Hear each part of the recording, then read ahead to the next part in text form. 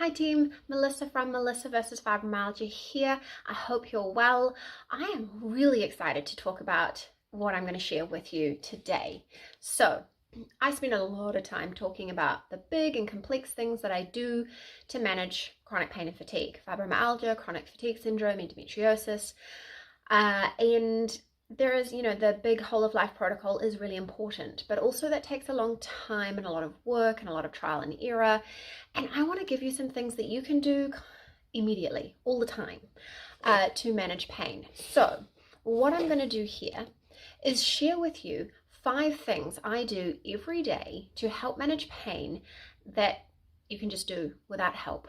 They're free. Once you've learned them, they're yours. You will always be able to do them. And so what works for me may not work for you, but I can guarantee you'll probably find something in this list that will help. Now, most of what we're going to talk about is going to be moving your own body, doing things for yourself. And so that takes your own ability to listen to yourself and to know if something feels right. I am a yoga and meditation teacher. I have been sharing my journey managing chronic pain and fatigue for 10 years now, and I love sharing this stuff with you. I literally trained to be a yoga teacher because I wanted to create yoga for people with chronic pain and fatigue, because I got so sick and tired of turning up to classes where I was not catered to. Couldn't even, can you imagine finding the time, finding the energy, getting to a place that has a class, and then you got to sit in child's pose the whole time because you cannot do those things. Or you find YouTube and you're like, this is exciting, and it's a class that's for when you're in pain and you cannot even do it. Or you do it and then you're in more pain afterwards. So we don't do that around here, and I am going to share with you 5 things I do every day for pain management that you can do too. So the first one is, and these are in no particular order of, the best or the worst or whatever, but the first one is cat and cow pose. Now, hear me out. You're going to think, oh, a yoga pose, how is that going to help? Well, my friends, it helps. I have done it pretty much every day for very different reasons for the last how many years. So I did it during pregnancy. So during pregnancy, I had very bad back pain. Back pain is one of my key issues, along with neck pain. And I am managing these things all day, every day. When I was pregnant, it was even more of an issue, and I was doing cat and cow pose every day during pregnancy. I do it all the time. I even did it 3 days post-op. So I recently had surgery for hysterectomy and endometriosis excision, and within 3 days, my lower back was so sore. It was basically stuck from not being able to move, and it was just flared up, right? From lying on the operating table and hardly being able to move, because movement is a big part of managing. So with a hot heat pack on my back, I was able to start gently doing basically the bottom half of cat and cow pose, a pelvic tilt, where you slowly move your back, because what it's doing is increasing mobility, and that is very helpful for our bodies and our muscles. We want to keep our muscles moving, our joints moving. Like, our body is made to move. Have you ever heard the term use it or lose it, or move it or lose it?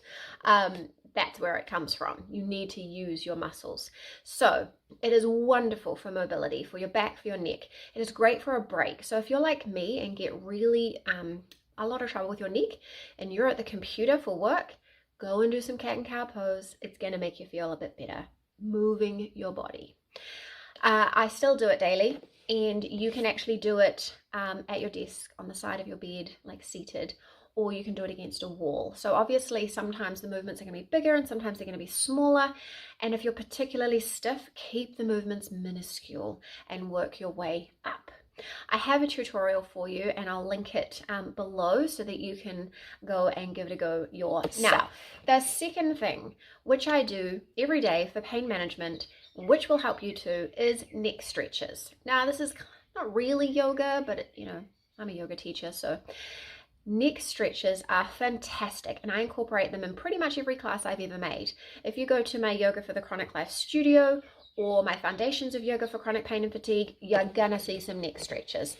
Our neck is a thing, right? A lot of us have trouble with our neck. We need to use our neck in everyday life. So I do some kind of neck stretch, basically every hour. Yep, basically every hour.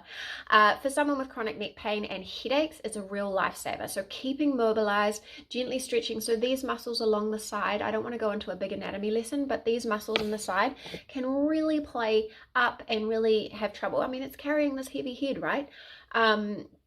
And so we need to be able to stretch these things. And so neck stretches are really important. They are actually a foundational thing that I teach in the Foundations of Yoga for Chronic Pain and Fatigue. That's my program where I take people from starting or adapting their practice to being able to do yoga, but also use those tools every day. So all of these things I kind of teach you in there. But neck stretches is really important and one of the first things that I teach you. I can also leave a tutorial below so that you can give it a go yourself. Now, breathing. Breathing does not sound like something that's very, sexy or exciting, but it's actually made a big difference for me. And it's in lots of ways. I've got loads of videos and trainings on breathing on its own, and I could do even more if people have questions or are interested. Have you ever done any work on breathing or on your breath work? I encourage you to. So several years ago, I was seeing a physiotherapist and she recognized that I was a chest breather. I was breathing into my chest and not using my abdomen. So for a few very tricky sessions, she worked to help me correct that.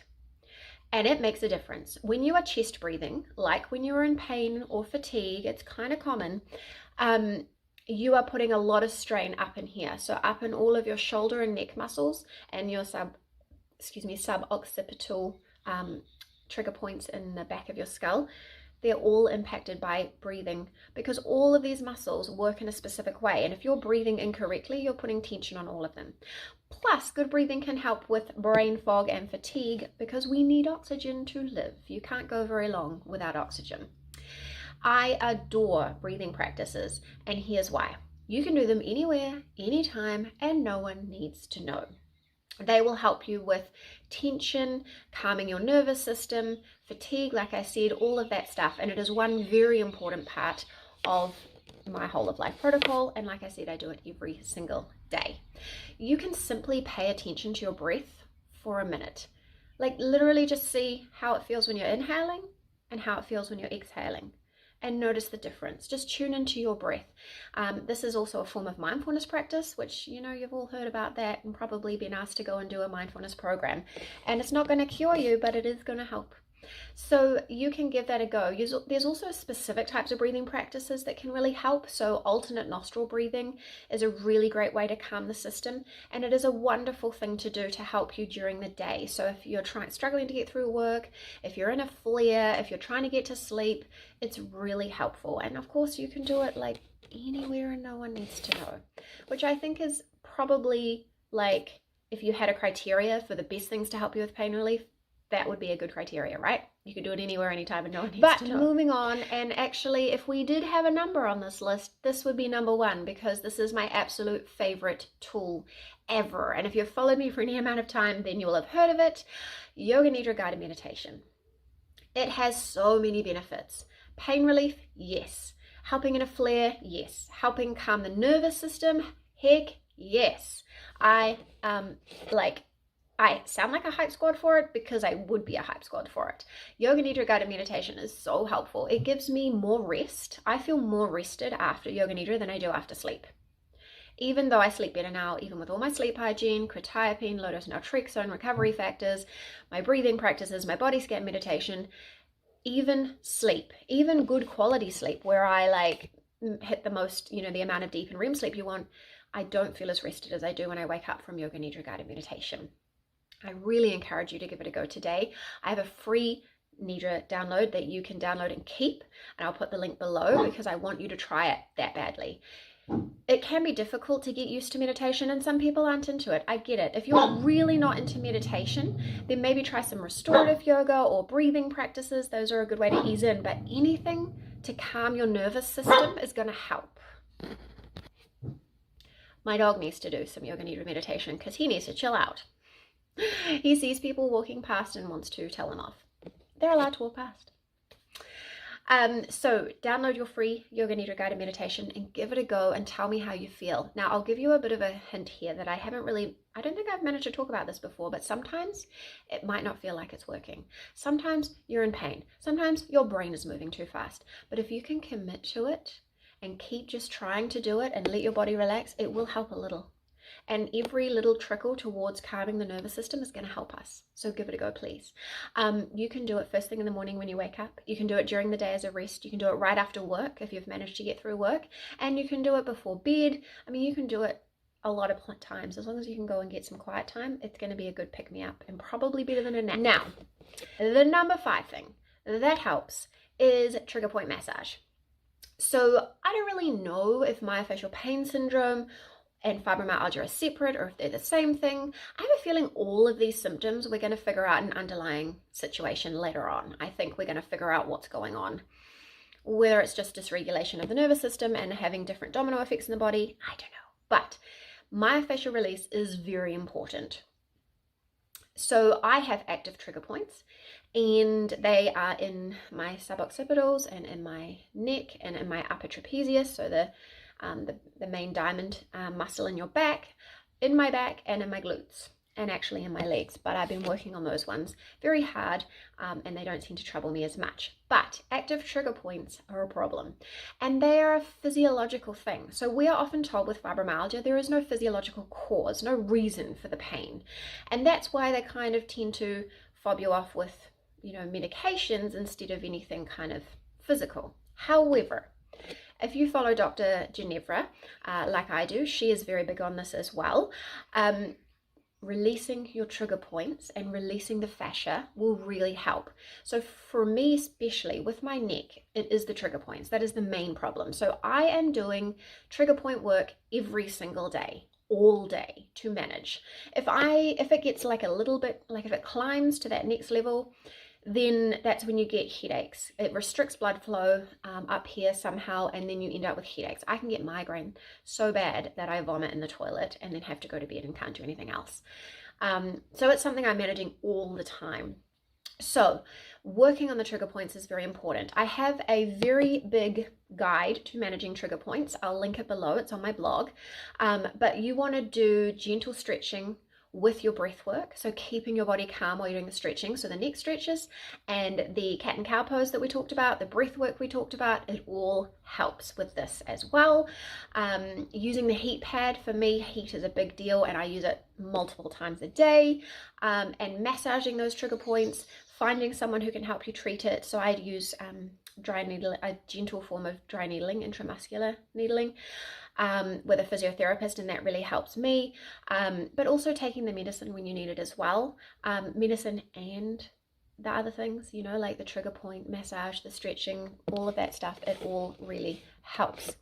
But you could tell I could talk about all these things for a long time. I could have a specific video for every single one because they are all really useful and I do them all every single day. And so yeah, I've got my pain levels down to mostly mild, sometimes creeping into moderate. And I do it because I'm doing these things every single day, as well as kind of the big things we always talk about.